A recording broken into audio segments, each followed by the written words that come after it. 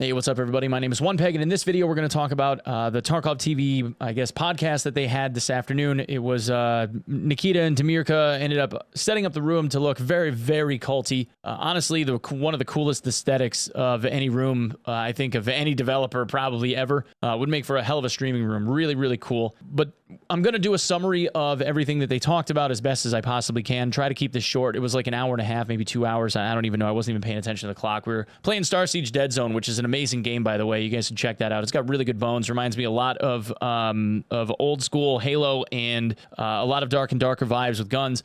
Really, really cool game from the same people that made Earth Siege and Star Siege and Tribes and all that stuff from back in the late 80s and early mid to late 90s. Anyway, I'm just going to throw this up here. This is the roadmap that they showed us. If you notice here, we have a wipe listed in August. Now, they did not tell us exactly when the wipe was going to be because they don't know. I'm really hoping it's not going to be in the middle of August, hopefully more toward the end of August, because selfishly, I'm going on vacation from the 10th to the 20th, and I'd really like to be able to play Tarkov when the game wipes and cover all the changes and stuff. They also mentioned that they were going to be going to Gamescom, potentially, which runs the last week, I believe, of August 23rd.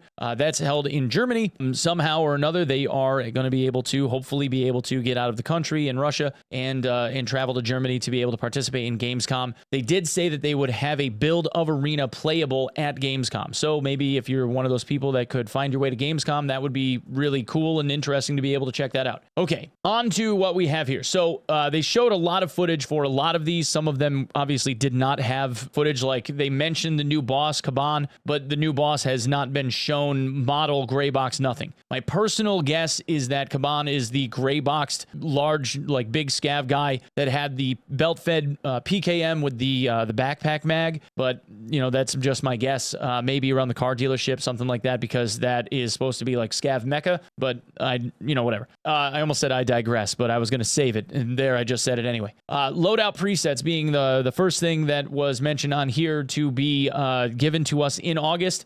That system looked really, really good. They kind of had like a meme video that they used to showcase what the loadout preset system looked like, but you get the idea of what it's supposed to be. Randomized loot container spawns. We saw that in the last Tarkov TV podcast, where they're going to randomize where the containers, the boxes and stuff that you loot, instead of them having static locations, the loot containers themselves are going to be more regionalized. Selecting a body part to heal with a hotkey. My guess is this will be similar to being able to select a mag where you're going to hold down the hotkey and then maybe use the mouse wheel by default, but we'll have to see what that looks like. Toggling helmet lights. So they're finally adding the ability to put a flashlight on your helmet, and it's not going to have like that awkward, like multiple second delay anymore, and it's not going to be like a bug. It's actually supposed to work the way it's supposed to work. They're adding the ability to sell all player scav equipment to fence, which I believe will be a forced thing. I don't know if that's going to be like an optional deal, but it looks like player scav equipment will be a fence sale if you're not going to keep it.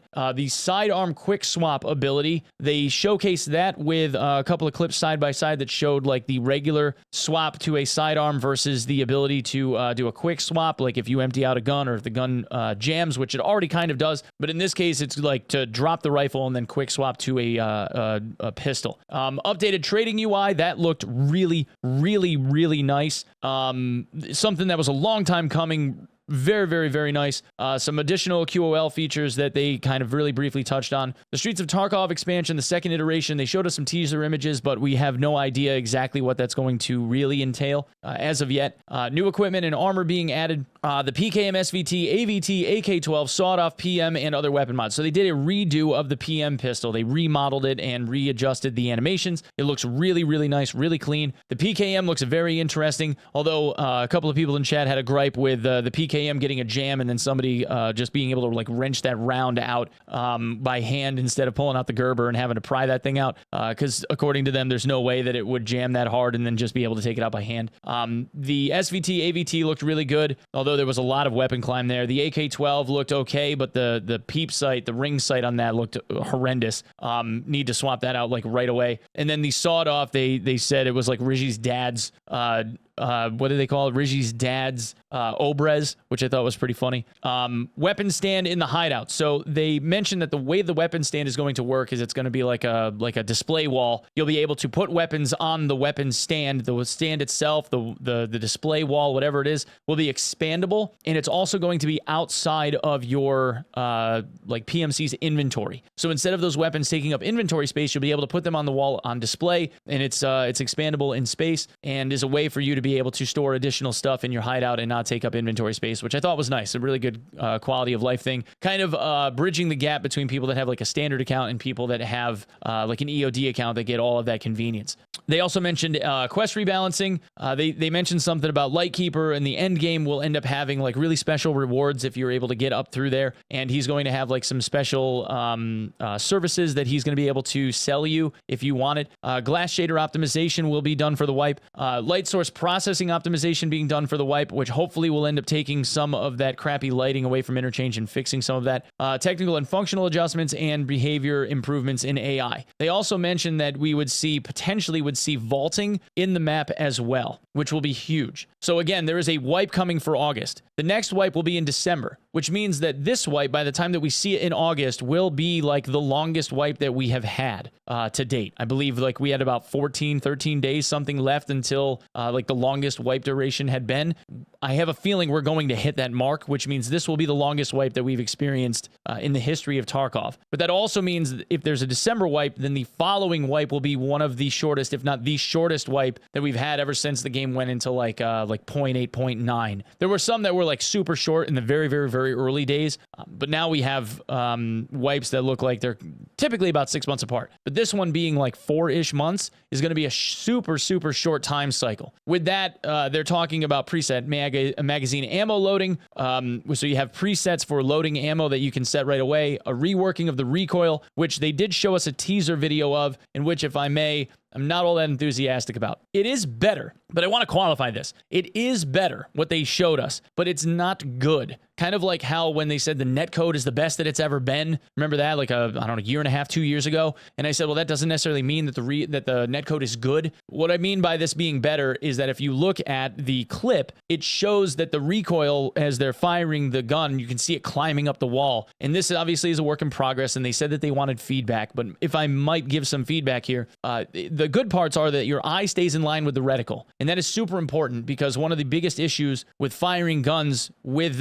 scopes and whatnot is that your eye would always leave the reticle. Same thing with red dots. They would trail out because the head recoil was so bad. So your eye is staying in line with the reticle, and it looks like the head recoil, the camera recoil, is just about all eliminated. And so that everybody understands, all right, so if my little inhaler is the firearm, and like this little USB dongle is my head, okay, so my head is behind the firearm fires, and that's hand recoil, right, like actual gun recoil. My head tipping back like this is head recoil. So your head kind of like bounces around while the gun's firing at the same time, and it acts like super disjointed. They've been trying to rope that in forever, and it just hasn't worked out well. At this point, it looks like the head recoil has been pretty much eliminated from the game. So in that regard, it does look better. However, the way that the weapon climbs and its uncontrollability, it doesn't always look that great. It could be that there's like a recoil pattern style of thing that they're implementing before this automatic compensation aspect of it starts. But it still looks like they've got like this barrel flipping thing going on, and it doesn't look like the gun is actually like anchored to your shoulder at all. It honestly should not be climbing this much. The recoil controlling should be more like a clustered area around like where the front of the barrel is. Most guns don't just climb like that. It's not really a thing that happens. So it's really odd how they've been trying to make this recoil make some type of verifiable sense. If it were me, I would just look at how the recoil is being handled in a game like BattleBit, because that feels really, really good to me. And they incorporate lateral recoil really well in that game, and I think that it's good. Like, I feel like it makes that game really, really fun, playable.